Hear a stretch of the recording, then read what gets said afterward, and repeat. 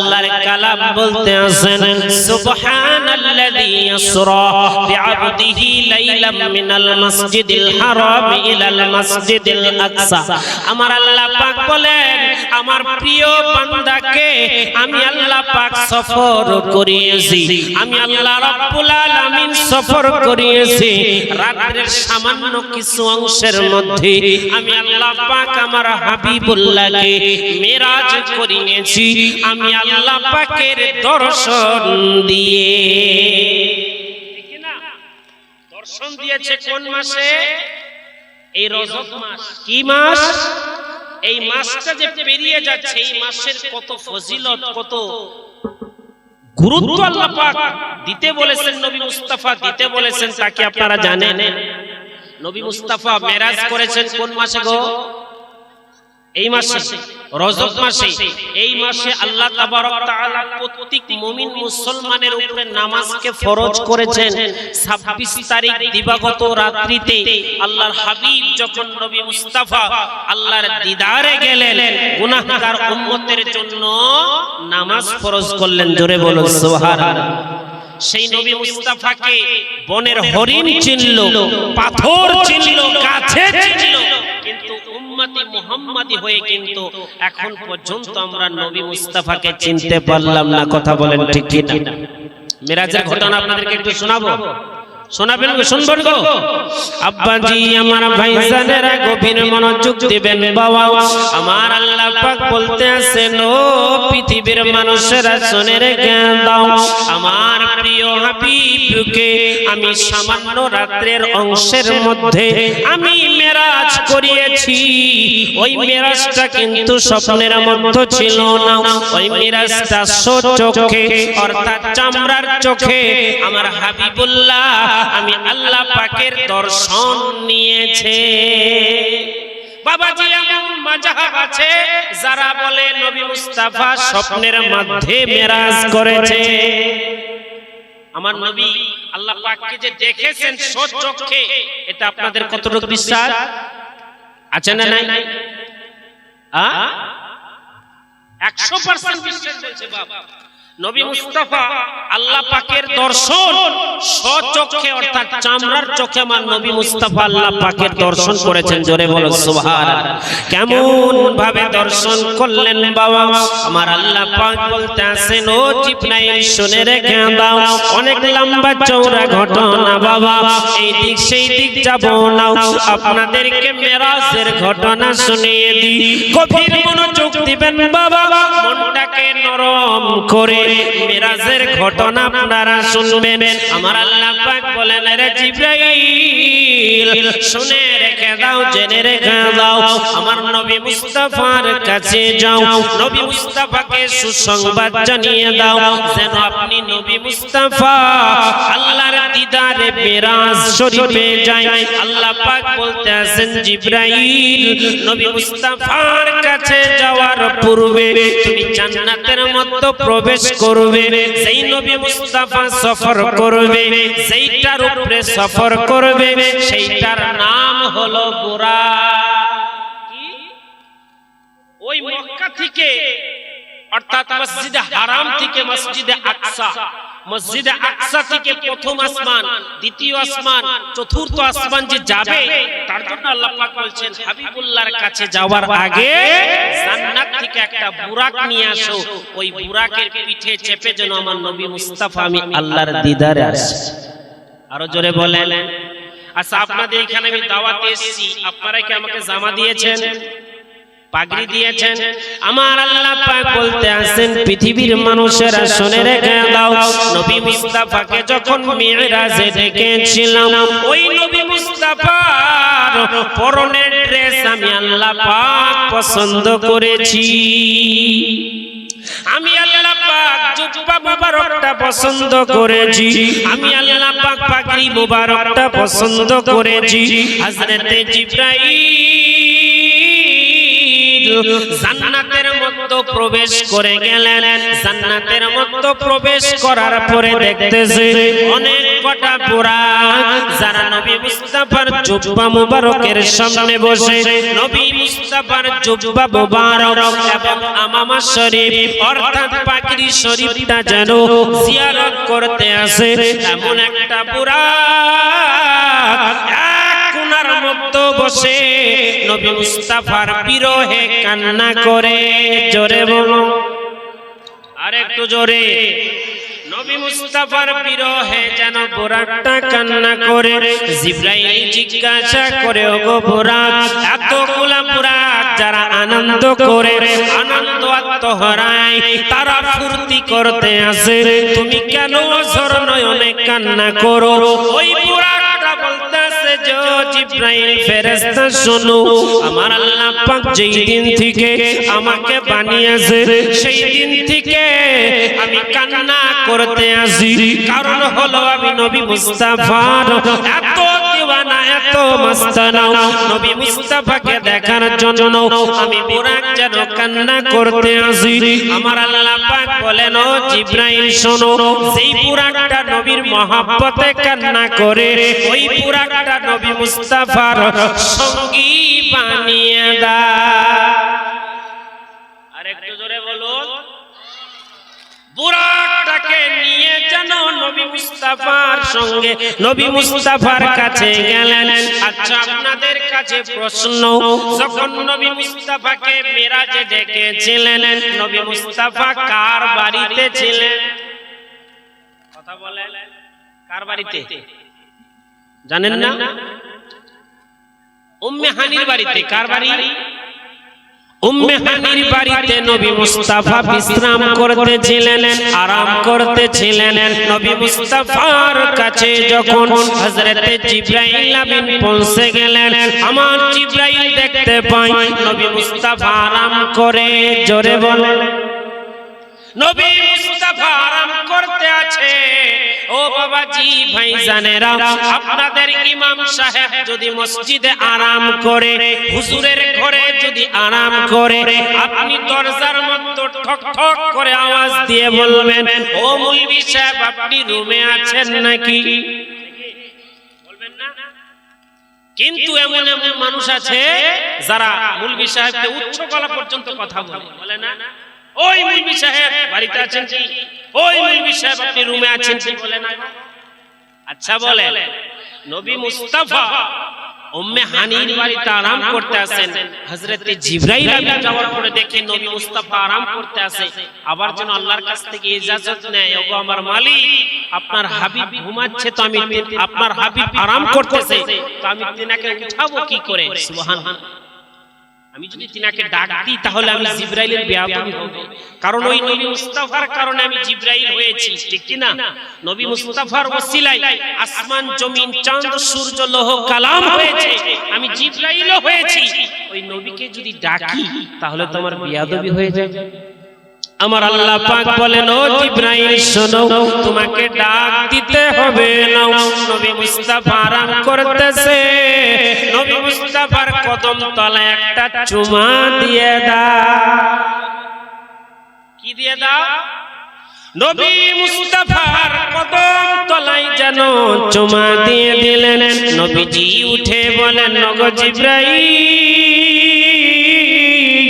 তুমি আমার কদম তলায় চুমু দিলে কেন? জিবরাইল বলে ইয়া রাসূলুল্লাহ ইয়া হাবিবাল্লাহ নবী গো বেয়াদবি ক্ষমা করবেন গো নবী, আল্লাহর হুকুমে আপনি নবী মুস্তাফার কাছে এসেছি একটা সুসংবাদ দেওয়ার জন্য, একটা খুশখবরি দেওয়ার জন্য। নবী বলতে আছেন জিবরাইল বলো কি সুসংবাদ জানাইবে? জিবরাইল বলে ইয়া রাসূলুল্লাহ ইয়া হাবিবাল্লাহ নবী গো আল্লাহ পাক আপনাকে মিরাজে ডেকেছে। জোরে বলেন, আরো জোরে। আহা বলুন নবী মুস্তাফাকে মিরাজের সুসংবাদ দিলেন। মিরাজ মানে হলো দর্শন, মিরাজ মানে হলো কাছাকাছি। নবী মুস্তাফাকে আল্লাহ পাক ডেকেছেন জিবরাইলের মারফতে। তাহলে বলুন আল্লাহ পাকের দর্শন কে না পেতে চায়? হযরতে আদম নবী আল্লাহ দেখতে চাইলো, আদম নবী দেখতে পেল না। হযরতে মুসা নবী তুর পাহাড়ে গিয়ে আল্লাহকে দেখতে চাইলো, আমার আল্লাহ পাককে দেখতে পেলেন না। হযরতে ইব্রাহিম নবী আল্লাহকে দেখতে চাইলো, আমার আল্লাহ পাককে দেখতে পেলেন না। হযরতে মুসা কালিমুল্লাহ আল্লাহর দর্শন চাইলো, আমার আল্লাহ পাককে দেখতে পেল না। সমস্ত নবীরা যেন আল্লাহর দর্শন পাবার জন্য পাগল পারা হয়ে থাকতো, কোন নবী আল্লাহকে দেখতে পায় না। কিন্তু আপনার আমার নবী তো জাহানের বাদশা নবীকে আল্লাহ পাক খুদ দাওয়াত দেয়, গো নবী আপনি আমি আল্লাহ পাকের আরশে আসেন, লা মাকানে আসেন, আপনি নবীর জন্য আমি আল্লাহ পাক অপেক্ষা করতেছি। আরেকটু জোরে বলেন। নবী মুস্তাফাকে যখন সুসংবাদটা দেওয়া হলো, আমার নবী মুস্তাফা মনটা খারাপ করে দিলেন, মনটা খারাপ করে দিলেন। হযরত জিবরাইল আমিন জিজ্ঞাসা করেন, ইয়া রাসূলুল্লাহ, ইয়া হাবিবাল্লাহ, নবী গো এত সুন্দর সুসংবাদ পাওয়ার পরে আপনি নবী কান্না করেন কেন? আমার নবী বলেন, জিবরাইল আমি যদি এই মক্কা থেকে আরশে মুহাল্লায় যাই তাহলে আমার গুনাহগার উম্মতের কি হবে? আচ্ছা বলেন, ওই নবী মুস্তাফা যখন জন্ম নিলেন মা আমিনার বাড়িতে, জন্ম নেওয়ার পরে পরে উম্মতি উম্মতি বলে কান্না করলেন। ওই নবী মুস্তাফা যখন আরশে মুহাল্লায় যাবেন, আল্লাহর দর্শনে যাবেন, তবু উম্মতি উম্মতি বলে কান্না করেন। যখন আল্লাহর কাছে গেলেন তবু উম্মতি উম্মতি বলে কান্না করেন। আজও পর্যন্ত সেই নবী মুস্তাফা রওজা শরীফে শুয়ে শুয়ে গুনাহগার উম্মতের জন্য কান্না করেন। বলুন সুবহান। আর একটু জোরে বলেন। তার জন্য কবি বলতেছেন, নবীর প্রেমে পাগল যারা প্রেম খেলা খেলে, নবীর প্রেমে পাগল যারা প্রেম খেলা খেলে, ও বাবা নবীর প্রেমে পাগল যারা প্রেম খেলা খেলে। আপনারা কি আমার সাথে বলতে পারবেন? পারবেন? শুধু বলবেন প্রেম খেলা খেলে। খোদার কসম আমার জবান যদি আল্লাহ কবুল না করে, আপনাদের মধ্যে হয়তো কারো জবান কবুল করে আল্লাহ পুরো মাহফিলটাকে কবুল করে। আর একটু জোরে বলেন। সবাই পড়েন, নবীর প্রেমে পাগল যারা প্রেম খেলা খেলে, ও বলো নবীর প্রেমে পাগল যারা। আরো জোরে হবে, নবীর প্রেমে পাগল যারা, নবীর প্রেমে পাগল যারা প্রেম খেলা খেলে, নবীর প্রেমে পাগল যারা প্রেম খেলা খেলে, নবীর প্রেমে পাগল যারা। পাগল ছিলেন আবু বকর, প্রেম ধরিয়াই দিলেন সাতার। পাগল ছিলেন আবু বকর, প্রেম ধরিয়াই দিলেন সাতার। হাসর মিজান পাড়ি দিবে সেই প্রেমের বলে, হাসর মিজান পাড়ি দিবে সেই প্রেমের বলে, নবীর প্রেমে পাগল যারা। আপনারা কি গজল বলতে জানেন না নাকি শুধু বলেন প্রেম খেলা খেলে? ও বলো নবীর প্রেমে পাগল যারা। পিছন থেকে বলুন, নবীর প্রেমে পাগল যারা। আরো জোরে, নবীর প্রেমে পাগল যারা। হানজালা পাগল ছিলেন, নবীর প্রেমে জীবন দিলেন। হানজালা পাগল ছিলেন, নবীর প্রেমে জীবন দিলেন। গোসল করাইল তার ফেরেশতার দলে, গোসল করাইল তার ফেরেশতার দলে, নবীর প্রেমে পাগল যারা। বলো নবীর প্রেমে পাগল যারা, নবীর প্রেমে পাগল যারা প্রেম খেলা খেলে নবীর প্রেমে পাগল যারা প্রেম খেলা খেলে নবীর প্রেমে পাগল যারা বাবাজি সেই নবীকে মহব্বত করার দরকার আছে কি নাই আছে না একবার তো হাত তুলে বলুন তো ইয়া রাসূলুল্লাহ আর একটু জোরে বলুন ইয়া হাবিবাল্লাহ আব্বাজি আমার ভাইজানেরা সুখী মানুষেরা নবী মুস্তাফা সাল্লাল্লাহু তাআলা আলাইহি ওয়াসাল্লামের কাছে এসে হযরতে জিবরাইল আমিন যখন সুসংবাদ দিলেন আমার নবী কিন্তু খুশি হলেন না আর একটা কথা বলেন জিবরাইল আমি এত সুন্দর সুসংবাদ পাওয়ার পরেও আমি নবী আনন্দ নয় আমি নবী খুশি নয় জিবরাইল বলেন নবী গো আপনি এত সুন্দর সুসংবাদ পাওয়ার পরেও খুশি হইলেন না কেন বলে আমি গুনাহগার উম্মতকে ফেলে ওইলা মাকানে যেতে পারবো না আমি যদি ওই আসমানে যাই আমি যদি লা মাকানে যাই আমার গুনাহগার উম্মতের কি হবে আমার আল্লাহ পাক বলেন এ জিবরাইল আমার আল্লাহর হাবিবকে বলে দাও যতক্ষণ পর্যন্ত আপনি নবী মুস্তাফা আরশে মুহাল্লায় যাবেন লা মাকানে যাবেন ততক্ষণ পর্যন্ত আপনার গুনাহগারের একটা গুনাহ আমি আল্লাহ লিখব না আরেকটু জোরে বলেন নবী মুস্তাফাকে এই কথা বলার পরে নবী মুস্তাফাকে যেন এই গলা থেকে নিয়ে নাভি পর্যন্ত চিরে দেওয়া হলো বুকটাকে পরিষ্কার করে নেওয়া হলো সোনার চাঁদ বন্ধুরা অনেক লম্বা চওড়া ঘটনা নবী মুস্তাফা যখন বুরাকের পিঠে উঠবেন আল্লাহ পাকের দর্শনে যাবেন বুরাকটা যেন খুব লাফাইতে শুরু করলো আল্লাহর হাবিব জিজ্ঞাসা করে ও বুরাক তুমি এমন করে লাফাও কেন তুমি এত কাঁপতেছো কেন বুরাক বলে ইয়া রাসূলুল্লাহ যতদিন পর্যন্ত আল্লাহ পাক আমাকে সৃষ্টি করেছে আল্লাহ পাক আমাকে বানিয়েছে ততদিন থেকে আপনি নবীকে দেখার জন্য মনটা পাগল পারা হয়ে থাকতো নবী গো আজকে আপনি আমার পিঠে চেপে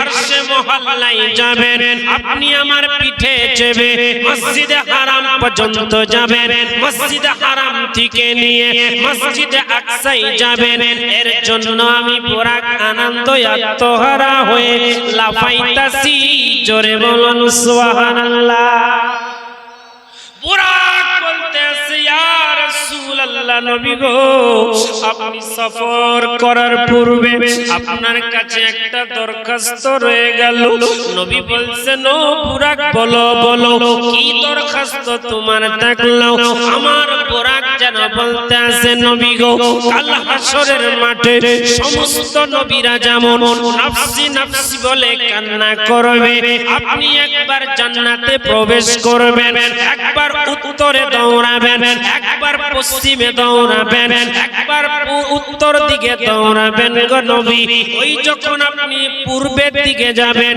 আপনি যখন পশ্চিম দিকে যাবেন সেই সফরের সঙ্গীটা যেন আমি বুরাককে নবী বানাই আরেকটু জোরে বলুন আচ্ছা জান্নাতের মধ্যে কাল হাসরের মাঠে সব নবীরা নফসি নফসি বলে কান্না করবে আমার নবী একবার পশ্চিমে যাবে একবার পূর্বে দিকে যাবে একবার উত্তরে যাবে একবার দক্ষিণে যাবে আমার গুনাহগার উম্মত যেন একটা জাহান্নামে প্রবেশ না করে বলুন সুবহানাল্লাহ তার জন্য বুরাক বলছে ইয়া রাসূলুল্লাহ আপনার কাছে আমার কোনো চাওয়ার নাই একটাই চাওয়া যখন হাসরের মাঠে আপনি একবার উম্মতের জন্য পশ্চিমে যাবেন একবার উত্তরে যাবেন একবার দক্ষিণে যাবেন সেই দিন যেন আমার আমি বুরাকের পিঠে উঠে আপনি যেন একবার পশ্চিমে যান একবার উত্তরে যান একবার দক্ষিণে যান বলুন সুবহানাল্লাহ আরো জোরে বলেন নবী মুস্তাফা যেন মসজিদে হারাম থেকে নিয়ে মসজিদে আকসা পর্যন্ত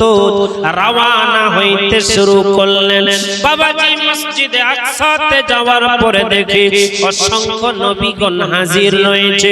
আমার নবী মুস্তাফাকে সালাম দেয়, আহা নবী মুস্তাফাকে মুবারক জানাই, ইয়া রাসূলুল্লাহ ইয়া হাবিবাল্লাহ নবী গো, আমি আদম নবী বলতেছি, আমি আল্লাহ দেখার জন্য এত ছটফট করেছি, আল্লাহকে দেখতে পাই নাই। মুসা কালিমুল্লাহ বলে, নবী গো আমি দূর পাহাড়ে গিয়ে আল্লাহর সঙ্গে কথা বললাম আর আল্লাহকে বললাম রব্বি আরিনি, আল্লাহ তোমাকে দেখতে চাই। আমার আল্লাহ বলছেন লাম তারানি, ও মুসা কালিমুল্লাহ দেখতে পাবে না। আমি মুসা কালিমুল্লাহ আল্লাহকে দেখতে পাই নাই, আদম নবী আল্লাহ দেখতে পাই নাই, ইব্রাহিম নবী আল্লাহ দেখতে পাই নাই। নবী গো আপনাকে আমার আল্লাহ পাক ডেকেছে, খুদ দাওয়াত দিয়েছে, আপনি কতই না সৌভাগ্য, আপনি কতই না খুশনসিবওয়ালা যে আল্লাহ পাক আপনাকে দর্শনে ডেকেছে। জোরে বলুন সুবহানাল্লাহ।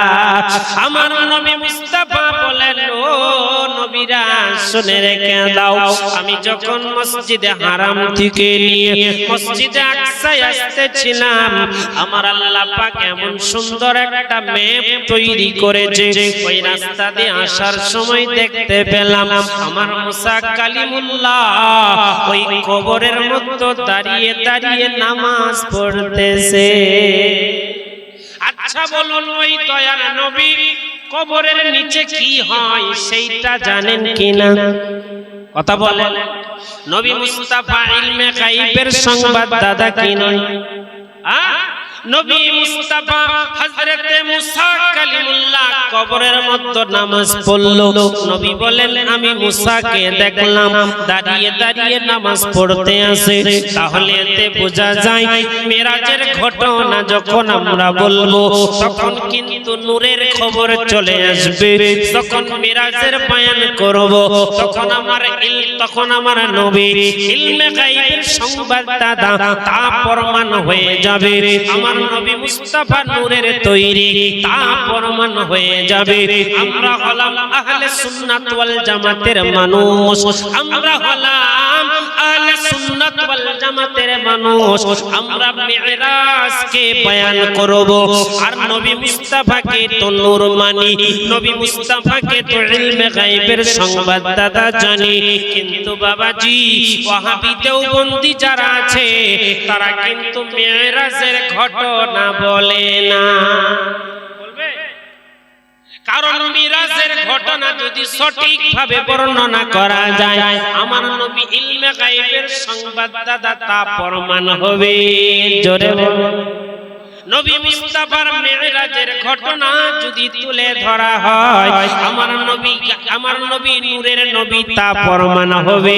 তাহলে বাবাজি তার জন্য তারা বলে আমার নবীর মিরাজ হয়েছে স্বপ্নের যুগে, স্বচক্ষে চামড়ার চোখে। আমার আল্লাহর হাবিবের মিরাজ হয়নি। কিন্তু আমাদের বিশ্বাস, আমাদের আকীদা, জামান নবী মুস্তাফা আল্লাহ পাকের দর্শন করেছেন স্বচক্ষে। জোরে বলেন সুবহান। তার জন্য কবি বলতে আছেন, আহা বিজ্ঞানীর বিজ্ঞানী আমার নবীজি। জোরে বলেন। আহা বিজ্ঞানীর বিজ্ঞানী আমার নবীজি, বিজ্ঞানীর বিজ্ঞানী আমার নবীজি। ও ভাই বিজ্ঞানীরা রকেটেতে চাঁদের দেশে যায়, আমার নবী রকেট ছাড়া খোদার দেদার পায়।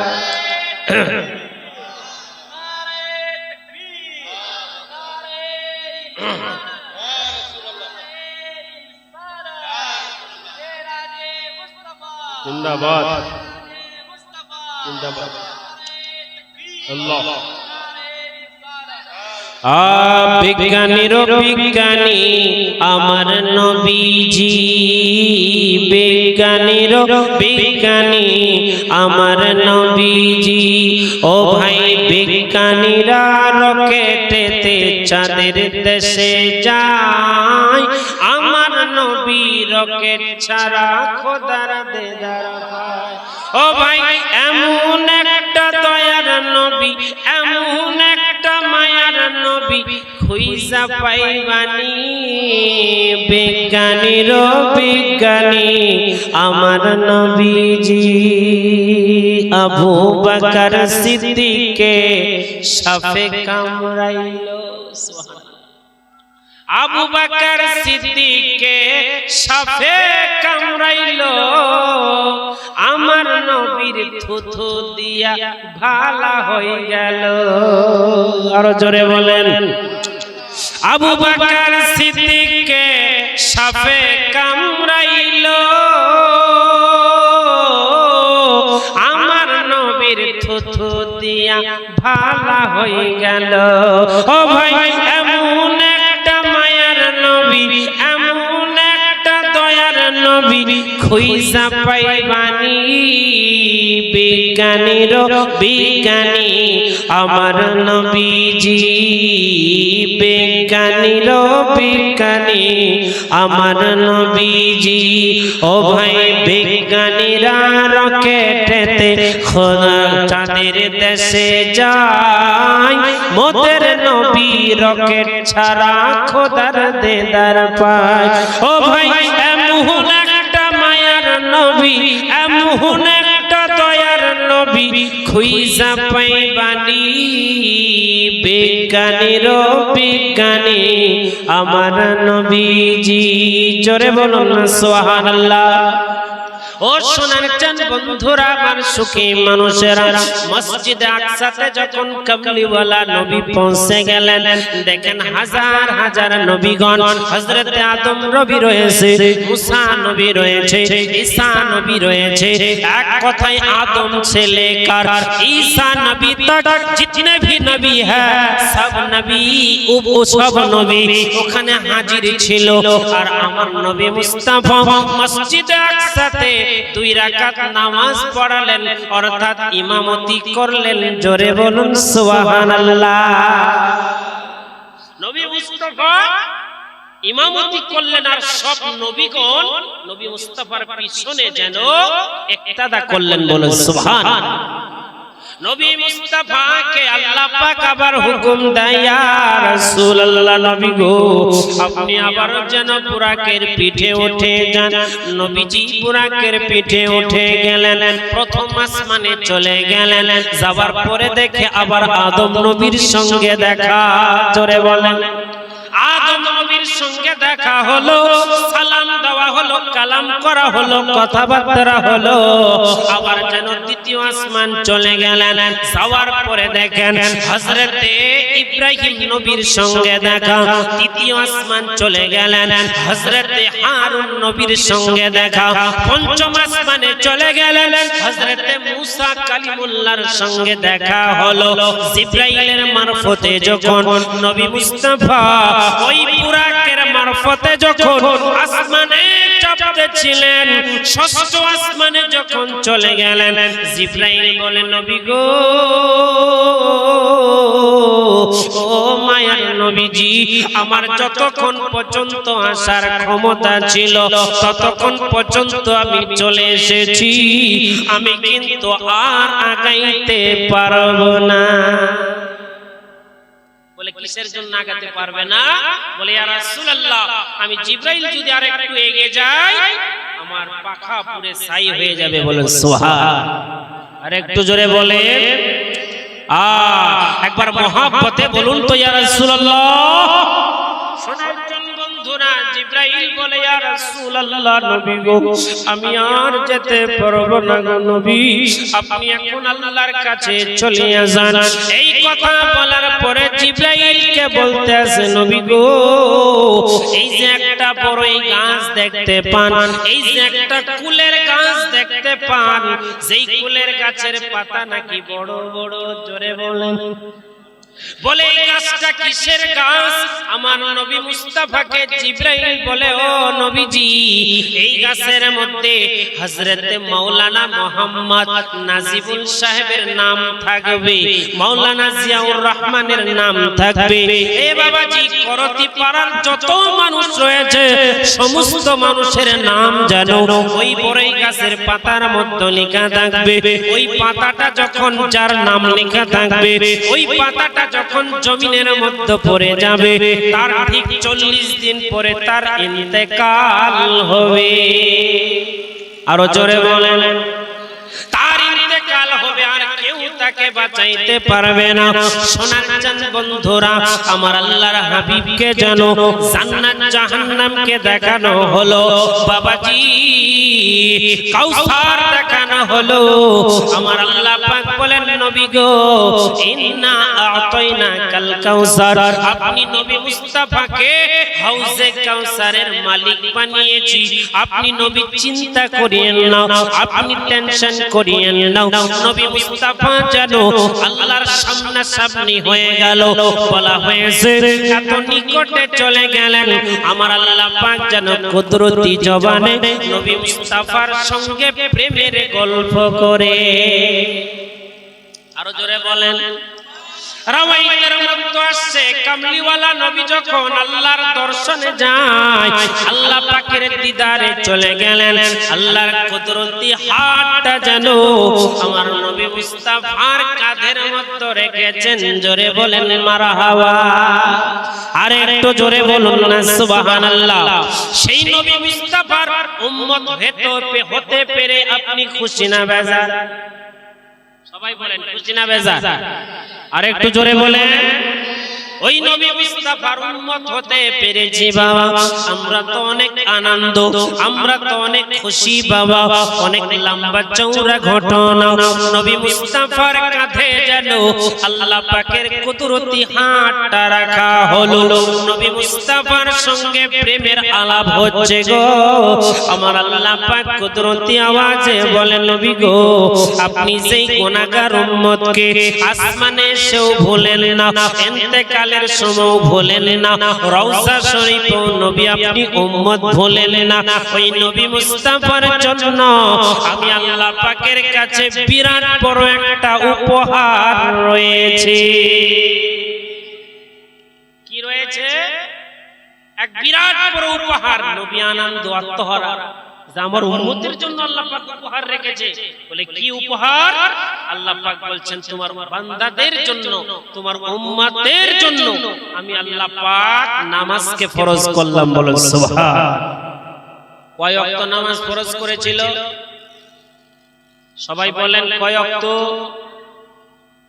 একটু বলেন না। সর্বপ্রথম আল্লাহ কয় ওয়াক্ত করেছিল? সবাই জোরে বলেন কয় ওয়াক্ত? 50 ওয়াক্ত। সুবহানাল্লাহ। নবী অনেক আনন্দ, উম্মতি মুহাম্মাদের জন্য গুনাহ মাফের জন্য 50 ওয়াক্ত নামাজ ফরজ করেছেন। আলাপ আলোচনা হওয়ার পর নবী মুস্তাফা যখন আবার আল্লাহর কাছ থেকে আসতেছেন, পঞ্চম আসমানে যখন আসছেন, তখন কিন্তু মুসা নবীর সঙ্গে দেখা হয়ে গেল, সাক্ষাৎ হলো। আহা, নবীজি কে আবার যেন সালাম দেয়, আসসালাতু ওয়াসসালামু আলাইকা ইয়া রাসূলুল্লাহ, মারহাবা বলেন। এ বাবাজি, করতি পাড়ার মানুষদের কাছে আর একটা প্রশ্ন থাকবে, আমাদের কালমা কি? বলেন লা ইলাহা ইল্লাল্লাহ মুহাম্মাদুর রাসূলুল্লাহ।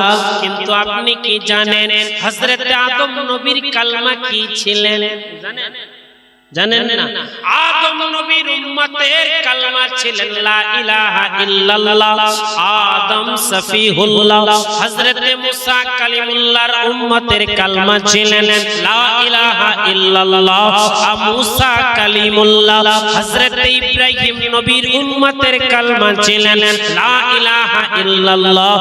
ইব্রাহিম জবিহুল্লাহ। সমস্ত নবীদের উম্মতের কালমা সমস্ত নবীদের নিজ নিজ নবীর উম্মতের কালমা ছিলেন, নিজ নিজ নবীর কালমা ছিলেন, কিন্তু বাবাজি সমস্ত নবীদের কালমা লা ইলাহা ইল্লাল্লাহ মুহাম্মাদুর রাসূলুল্লাহ ছিলেন। আরেকটু জোরে বলেন। মুসা নবীর সঙ্গে দেখা হয়ে গেল, সাক্ষাৎ হয়ে গেল। মুসা নবী বলেন, নয়ন নবী গো, আমি মুসা কালিমুল্লাহ তোর পাহাড়ে গিয়া আল্লাহর সঙ্গে দিদার চাইলাম, আমার আল্লাহ পাক দিদার দিলেন না। ৭০,০০০ নূরের পর্দাতে আমি আল্লাহ পাককে দিদার দিল। আমি মুসা কালিমুল্লাহ তোর পাহাড় থেকে পড়ে, তোর পাহাড় পড়ে ছাই হয়ে গেল, আল্লাহর দর্শন পেলাম না। আপনি হলেন দয়ার নবী, আপনি হলেন রহমতের নবী, আপনি আল্লাহ পাকের সঙ্গে ফেস টু ফেস দিদার করে এলেন, আপনার চুল পরিমাণ ক্ষতি আল্লাহ করে না। জোরে বলেন। ও নবীর প্রেমিকেরা দিশাহারা মরণের ভয় করে না, প্রেম তো মরে না। জোরে বলেন, একটু জোরে সুবহানাল্লাহ বলেন না গো। ও নবীর প্রেমিকেরা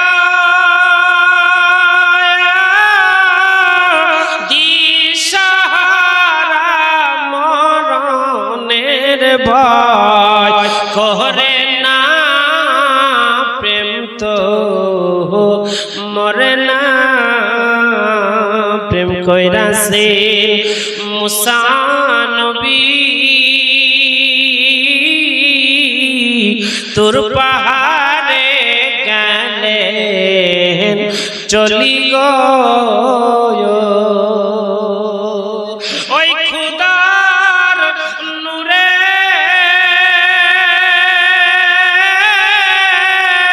পাহাড় পুরে মুসা কেন পুরে না, প্রেম তো মরে না। কথা বলেন ঠিক না? প্রেম কি মরে গো? একবার মহব্বতে বলেন সুবহানাল্লাহ। ও নবীর প্রেমিকেরা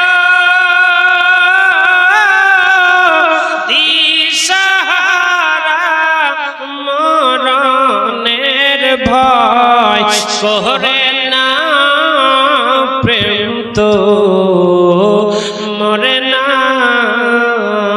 প্রেম কইরাছে ইব্রাহিম নবী নমরুদের আগুনে ফেলি গো, প্রেম কইরাছে ইব্রাহিম নবী নমরুদের আগুনে ফেলি গো। ওই আগুন হইল ফুল বাগিচা পশম কেন পুরে না, প্রেম তো মরে না। জোরে বলেন মারহাবা। আরে একটু জোরে বলুন ইয়া রাসূলুল্লাহ। ও সোনার বন্ধুরা, আমার সুখী মানুষেরা, হযরতে মুসা কালিমুল্লাহর সঙ্গে দিদার হলো। মুসা কালিমুল্লাহ বলে, নবী গো, আমি আল্লাহ পাকের দর্শন পেলাম না, আপনি আল্লাহর সঙ্গে ফেস টু ফেস বসে কথা বলেন, আপনার চুল পরিমাণ ক্ষতি হইল না। এতে বোঝা যায় কালিমুল্লাহর মধ্যে আর রাহমাতাল লিল আলামিনের মধ্যে পার্থক্য আছে না নাই? কথা বলেন। আমি তো আসামের ভাষা বলছি না, বাংলা ভাষাই তো বলছি। আসামের ভাষা কি বলছি? হ্যাঁ, আপনারা আমার ভাষা বুঝতে পারছেন না? আব্বাজি আমার ভাইজানেরা, মুসা কালিমুল্লাহ এমন করে দুঃখ প্রকাশ করে আর বলে, নবী গো, আপনার উম্মতের জন্য 50 ওয়াক্ত নামাজ ফরজ করেছে। আপনি নবী জানেন আপনার উম্মতেরা এত কমজোর যে 50 ওয়াক্ত নামাজ আদায় করতে পারবে না। পারবে? আমরা তো 5 ওয়াক্তই পড়ি না নাকি? আমরা তো 5 ওয়াক্তই পড়ি না, তো 50 ওয়াক্ত নামাজ পড়বো কি করে? মুসা কালিমুল্লাহ বলে, নবী গো, আদম নবী 1000 বছর বেঁচে ছিলেন, তার উম্মতের বয়স, তার উম্মতের হায়াত আল্লাহ পাক দীর্ঘ লম্বা করেছিলেন। মুসা কালিমুল্লাহর বয়স আল্লাহ পাক দীর্ঘ লম্বা করেছেন, তার উম্মতের শক্তি দিয়েছেন। নবী গো, আপনার গুনাহগার উম্মতেরা এত কমজোর, তারা মাত্র 100 বছর বাঁচবে, ঠিক না? 100 থেকে 120 বছর বাঁচবে, 20 থেকে 30 বছর বাঁচবে। নবী গো, 50 ওয়াক্ত নামাজ পড়তে পারবে না। আপনি আল্লাহর দিদারে আবার যান, যাইয়া কিছু নামাজ কমিয়ে নিয়ে আসেন। জোরে বলেন। আল্লাহ পাক মুসা নবী আলাইহিস সালাতু সাল্লামের সঙ্গে সাক্ষাৎ নবীকে করে দিলেন। নবী যেন আবার ওই 50 ওয়াক্ত নামাজ আল্লাহর কাছে নিয়ে গেলেন।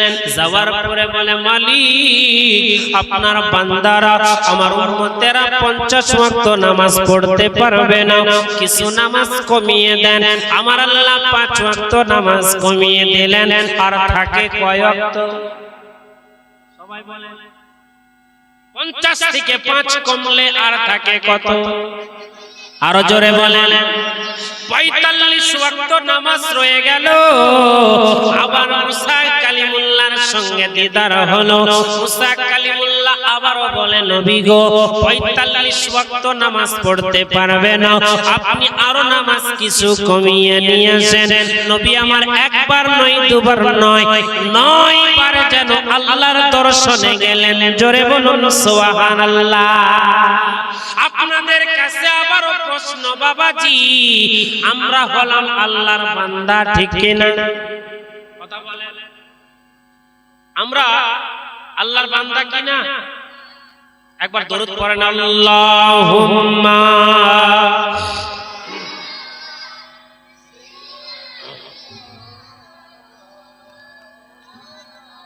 মুহাব্বতে পড়েন, ওয়ালা আলে সাইয়্যিদানা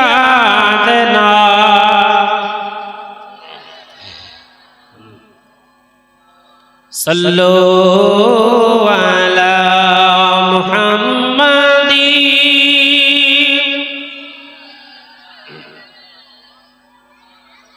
अरदन ज़बान से निकालो पाक नामे, हरदन ज़बान से निकालो। আস্তে কথা বলো বাবাজি, বক্তব্যতে ধ্যান না দিলে বয়ান বুঝতে পারবেন না। তাহলে আল্লাহ পাকের বান্দা আমরা, ঠিক কিনা? আল্লাহ যে 50 ওয়াক্ত নামাজ ফরজ করলেন, এই যে নবী 9 বার গিয়ে 5 করে কমিয়ে কমিয়ে দুনিয়াতে এখন কয় ওয়াক্ত? সবাই বলেন, পিছন থেকে বলেন, 5 ওয়াক্ত। আল্লাহ পাকের বান্দা, আল্লাহ তো কুদরতি, আল্লাহ তো ক্ষমতাশীল, তিনি তো জানেন যে আমার উম্মতেরা কয় ওয়াক্ত পারবে কি পারবে না। ডাইরেক্ট সরাসরি 5 ওয়াক্ত কেন করলেন না? সুবহানাল্লাহ। আমার নবী মুস্তাফাকে বারবার কাছে এসে আল্লাহ পাকের কুদরতি চেহারায় বারবার নবী মুস্তাফাকে কাছে টানার জন্য, কাছে দেখার জন্য, আল্লাহর হাবিবকে বারবার দেখার জন্য 50 ওয়াক্ত নামাজ ফরজ করেছেন। বলে সুবহান। আরো জোরে বলেন। আবার প্রশ্ন থেকে গেল, মুসা কালিমুল্লাহ তো ডাইরেক্ট বলতে পারতো, নবী গো, আপনি 45 ওয়াক্ত নামাজ কমিয়ে নিয়ে আসে, ঠিক না? মুসা কালিমুল্লাহ কেন 5 ওয়াক্ত করে কমাতে বললেন? মুসা কালিমুল্লাহ বলে, নবী গো আমি কেন বলি নাই জানেন? আমি তো আল্লাহ দেখতে পাই নাই। আপনি যখন আল্লাহর কাছ থেকে আমি মুসার কাছে আসতেন, নবী গো আমি আল্লাহ পাকের কুদরতি চেহারা আপনি নবী মুস্তাফার চেহারাতে দেখতে পেতাম। আরো জোরে বলেন, কি দেখান দেখাইলা দয়াল গো দয়াল, তোমার দেখা চমৎকার, না পাকে মানুষ বানাইয়া মিলাইছো বাজার রে। কি দেখান দেখাইলা ও দয়াল গো দয়াল, তোমার দেখা বড়ই চমৎকার, না পাকে মানুষ বানাইয়া মিলাইছো বাজার রে। কি দেখান দেখাইলা ও দয়াল গো, জোরে বলেন না সুবহানাল্লাহ। তুমি কাউকে দিলা 10টা সন্তান, জমি জায়গা নাই, আবার কাউকে দিলা কোটি টাকা, একটা সন্তান না।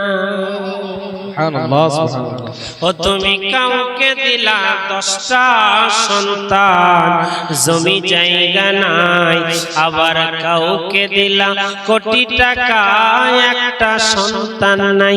মরার পরে কাঁধে করে কে লইয়া যাবে তাহারে রে। কি দেখান দেখাইলা ও দয়াল রে দয়াল, তোর দেখা বড়ই চমৎকার, না পাকে মানুষ বানাইয়া মিলাইছো বাজার রে। কি দেখান দেখাইলা ও দয়াল রে। একবার জোরে বলুন না মারহাবা, মারহাবা মারহাবা, জোরে বলুন সুবহানাল্লাহ। ও নদীর কুল ভাঙে, ও কুল ভাঙে, এই তো নদীর খেলা। সকাল বেলার ধনী রে তুই, সকাল বেলার ধনী রে তুই, ফকির সন্ধ্যা বেলা রে। কি দেখান দেখাইলা ও দয়াল রে। আল্লাহুম্মা সাল্লি আলা সাইয়্যিদিনা মাওলানা মুহাম্মদ ওয়া আলা আলি সাইয়্যিদিনা মাওলানা মুহাম্মদ সাল্লি সাইয়্যিদিনা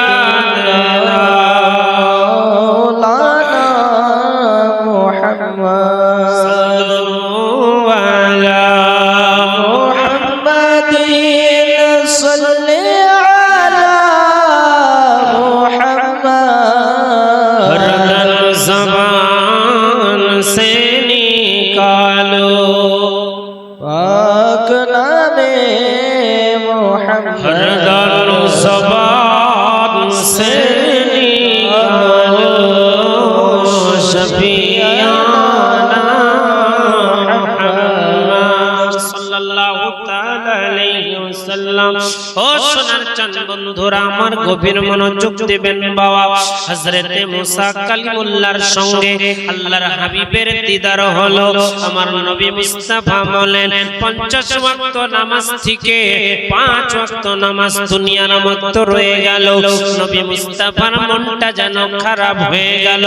আমার আল্লাহ পাক বলেন, নবী গো আপনি হলেন তো জাহানের বাদশা নবী, কারণ আমি আল্লাহ পাক আপনি নবী মুস্তাফাকে সৃষ্টি না করিলে আমি আসমান বানাইতাম না, জমিন বানাইতাম না, জান্নাত জাহান্নাম কিছুই বানাইতাম না। আপনি নবী মুস্তাফা মন খারাপ করবেন না। ও নবী গো 50 ওয়াক্ত থেকে 45 ওয়াক্ত নামাজ কমিয়ে দিলাম বলে আপনি নবী মুস্তাফার মনটা খারাপ। কারণ আপনার গুনাহগার উম্মতেরা যদি 50 ওয়াক্ত নামাজ পড়তো অনেক সওয়াবের অধিকারী হতো। এই চিন্তা করে আপনি নবী মনটা খারাপ করেছেন। আমার আল্লাহ পাক বলেন, নবী গো আপনি হলেন আমার প্রিয় বন্ধু, আপনি হলেন আমার দোস্ত। আপনি আমার দোস্ত মানে আপনার বান্দা, আপনার উম্মতেরাও আমার প্রিয়। সুবহানাল্লাহ, সুবহানাল্লাহ। আরেকটু জোরে বলেন মাশাআল্লাহ, সুবহানাল্লাহ। আপনি মনটা খারাপ করবেন না। আপনার বান্দা, আপনার উম্মতদেরকে বলে দেন, আপনার উম্মতেরা যদি সহিভাবে নামাজ আদায় করে অর্থাৎ নিয়ত করে নেয় ফজরের নামাজ পড়তে যাবে, যোহরের নামাজ পড়তে যাবে, আসরের নামাজ পড়তে যাবে, যাওয়ার পরে যখন ওযু করবে, ডান হাতটা যখন ধোবে, আমি আল্লাহ পাক ওযুর পানির বরকতে হাতের গুনাহ maaf করে দেব। সুবহানাল্লাহ, আমি সুবহানাল্লাহ। আল্লাহ পাক যখন তোমার উম্মতেরা মুখের মধ্যে কুলি করে মুখের পানিগুলা ফেলবে, আমি আল্লাহ পাক মুখের গুনাহ maaf করে দেব। যখন নাকের মধ্যে ওযুর পানি দিবে, আমি আল্লাহ পাক নাকের গুনাহ maaf করে দেব। যখন পুরো চেহারার মধ্যে পানি দিবে, আমি আল্লাহ পাক ওযুর পানির দ্বারা তোমার উম্মতের চেহারার গুনাহ maaf করে দেব। ও নবী গো, আপনার উম্মতেরা যখন হাত ধুবে ওযুর নিয়তে, আমি আল্লাহ পাক হাতের গুনাহ maaf করে দেব। যখন পাটা ধুবে গো, আমি আল্লাহ পাক ওই ওযু করার ওসিলাতে পুরো শরীরের গুনাহ যেন maaf করে দেব। জোরে জোরে বলুন না সুবহানাল্লাহ। সুবহানাল্লাহ, সুবহানাল্লাহ। আপনি নবী মনটা খারাপ করবেন না। আপনি নবী মুস্তাফা যদি মনটা খারাপ করে দেন, আমি আল্লাহ পাকের বড়ই কষ্ট হয়। আমি আল্লাহ পাকের কুদরতি মনটা নরম হয়ে যায়। নবী গো খবরদার, আপনার উম্মতদেরকে বলে দেন, যদি সহিভাবে 5 ওয়াক্ত নামাজ আদায় করতে পারে, আমি আল্লাহ রাব্বুল আলামিন ওই 5-এর ডান সাইডে শূন্য যোগ করে আমি আল্লাহ পাক 50 ওয়াক্ত নামাজের নেকি দান করব। সুবহানাল্লাহ। কথা বলেন ঠিক না? সেই নবীর উম্মত হতে পেরে খুশি না বেজার? সবাই বলেন খুশি না বেজার? আপনারা কি জানেন বাবা, আপনাদের সঙ্গে 2টা ফেরেশতা থাকে, যার নাম হলো কিরামান কাতিবিন। কিরামান, এই ছেলেগুলো তো খুব বদমাইশ। এই যে এদিকে ধ্যান দেন, আপনার এই ডান সাইডে কি থাকে? 2টা ফেরেশতারা কিন্তু মানে পার্মানেন্টলি কিন্তু থাকে। তুমি যখন গুনাহ করবে, ডান দিকের বাম দিকের ফেরেশতা যেন গুনাহ লিখবে। তুমি যখন সওয়াব করবে অর্থাৎ নেকি করবে, ডান দিকের ফেরেশতা যেন নেকি লিখবে। ও খোদার কসম করে বলি, আমরা এমন উম্মত হয়েছি, এমন বান্দা হয়েছি, আমাদের গুনাহ এবং সওয়াবের পাল্লা যদি ভারী করা হয়, আমাদের গুনার পাল্লাটা ভারী হয়ে যাবে। ঠিক না? কারণ আমরা মদে লিপ্ত থাকি, আমরা গাঁজাতে লিপ্ত থাকি, আমরা টিকিট কাটাতেও কিন্তু লিপ্ত থাকি। ঠিক না? থাকি না? বড়ই গুনাহ করি। আমার আল্লাহ পাক বলেন, নবী গো, নবী গো, নবী গো, আপনি চিন্তা করবেন না, আমি আল্লাহ রাব্বুল আলামিন আপনার গুনাহগার উম্মতের কাঁধে 2টা ফেরেশতা দিয়েছি। একটা নেকি লিখবে আর একটা গুনাহ লিখবে। আমার করতি পাড়ার মানুষেরা যখন জালসার মধ্যে বসে আছে, ওই সওয়াব আল্লাহ পাকের ফেরেশতা লিখতে আছে। যখন তুমি গুনাহ করবে, আল্লাহ পাকের ফেরেশতা তোমার গুনার খাতা লিখতে শুরু করবে। কিন্তু আপনি কি জানেন আমরা হলাম উম্মতি মুহাম্মদ, আমাদের জন্য আল্লাহ পাক কত ছাড় দিয়েছে। আপনি যদি বলেন আগামী কাল মসজিদে 10,000 টাকা দান করব, দান করার পূর্বে যখন তুমি নিয়ত করবে ইন্নামাল আমালু বিন্নিয়াত, তুমি নিয়ত করবে আল্লাহ পাক বলেন ফেরেশতা আমার ঘরে 10,000 টাকা দান করতে চেয়েছে, ওই ব্যক্তিটার সওয়াব তুমি লিখে দাও। আরেকটু জোরে বলেন। ওই ব্যক্তিটার সওয়াব যখন লেখা হয়ে যাবে, ওই ব্যক্তিটা যদি বলে জালসা থেকে বেরিয়ে আমি গাজার আড্ডাতে যাব, মদের আড্ডাতে যাব, জিনা করতে যাব, আমার আল্লাহ পাক বলেন ফেরেশতা খবরদার তুমি গুনাহ লিখবে না। সওয়াব যখন হলো সঙ্গে সঙ্গে লিখে দিল, যখন গুনার কথা নিয়ত করেছো তখন কিন্তু খাতায় লিখলো না। কারণ আমার বান্দা যতক্ষণ না করবে ততক্ষণ আমি আল্লাহ গুনাহ লিখব না। আমার বয়ান বুঝতে পারছেন? নেকি করার উদ্দেশ্য হলে আল্লাহ সঙ্গে সঙ্গে লিখে দিল। তুমি যখন খারাপ উদ্যোগ নিয়েছো আমার আল্লাহ পাক বলেন ফেরেশতা খবরদার তুমি কলম চালায়ো না, কলম চালায়ো না। ওই ব্যক্তি যখন গুনাহটা করে ফেলবে তখন তুমি গুনাহটা লিখবে। আর মসজিদে দান করার নিয়ত করেছে, ওই যদি দান নাও করে তার জন্য নেকিটা লেখা হবে। এইটাই হলো উম্মতি মুহাম্মাদির পাওয়ার। জোরে বলুন সুবহানাল্লাহ। একবার তো হাত তুলে নারা লাগান, নারে তাকবীর। হাত যদি নিচে থাকে তাহলে কিন্তু বরদোয়া দিব। হাত যদি নিচে থাকে বরদোয়া দিব। হযরত মুহাব্বতে বলো নারে তাকবীর, নারে রিসালাত, নারে রিসালাত। বাবাজি উম্মতি মুহাম্মাদি হতে পেরে আমরা বড়ই আনন্দ, বড়ই আত্মহারা। কারণ আল্লাহ পাক আমাদের জন্য বিরাট বড় বড় সওয়াব লিখে দিয়েছেন। জোরে বলুন সুবহানাল্লাহ। কত বড় বড় অফার আমাদেরকে দিয়ে রেখেছে। আর আমরা সেই নবীর উম্মতি মুহাম্মাদি হয়ে, নবীর উম্মত হয়ে নবীর কাছ থেকে বহু দূরে থাকছি, নবী মুস্তাফার কাছে অনেক দূরে আছি। কারণ দেখেন এই জায়গাটা যদি কোন রকম মেলা হতো, আমাদের মিঠিপুরে, আপনাদের মিঠিপুরে এক ফুলের মেলা হয়, ঠিক কি না? ফুলের মেলা হয়, আরো জঙ্গিপুরে বলুন, সাইদাপুরে বলুন, ফাংশন ইত্যাদি ভিন্ন রকম গান বাজনা হতে থাকে। আচ্ছা, জালসার মধ্যে বেশি ভিড় হয় নাকি মেলার মধ্যে বেশি ভিড়? সবাই বলে মেলা ভালো নাকি জালসা ভালো? জালসা ভালো নয়। তাহলে জালসার মধ্যে লোক কম, মেলার মধ্যে লোক বেশি। এর কারণটা কি? কারণ আছে না? কারণ বাবাজি পচা আলুতে মৌমাছি বেশি ভনভন করে, ঠিক কিনা? ভালো জিনিসে কিন্তু মশা মাছি বসবে না, বসবে? এইটা হলো জান্নাতের বাগান। আল্লাহর হাবিব বলেন যেখানে আল্লাহ আল্লাহর রাসূলের বায়ান হয় সেই জায়গাটা কিন্তু জান্নাতের বাগান। তাহলে আপনারা বসে আছেন কোথায়? সবাই বলেন কোথায়? ভালো লাগতেছে নাকি খারাপ লাগতেছে? আমি কি গান শোনাই নাকি গালি শিখাই? বায়ানই তো শোনাচ্ছি, কোরআন হাদিসের বায়ান আপনাদেরকে শোনাচ্ছি।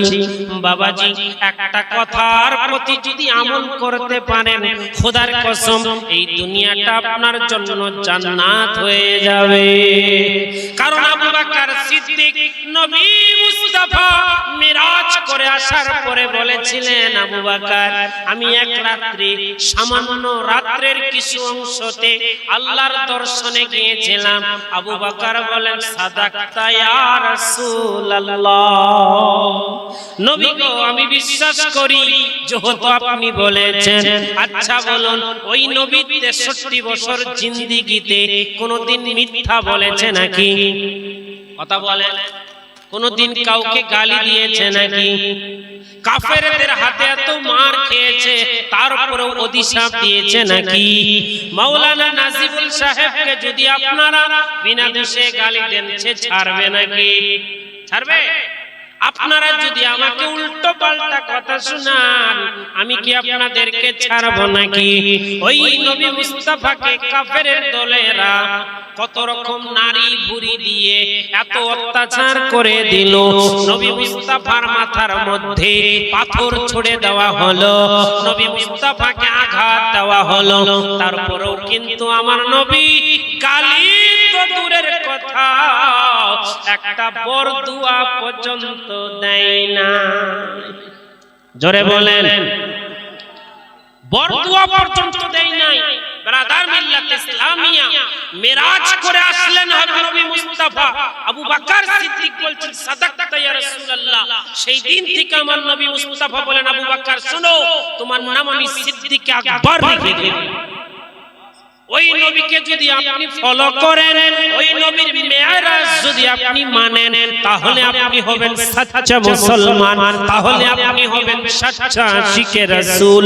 আর যখন নবী মুস্তাফা মক্কাতে এসে এলান করলেন, ও মক্কার মানুষেরা শোনো, আমি সামান্য রাত্রের কিছু অংশতে আল্লাহর দর্শনে গিয়েছিলাম।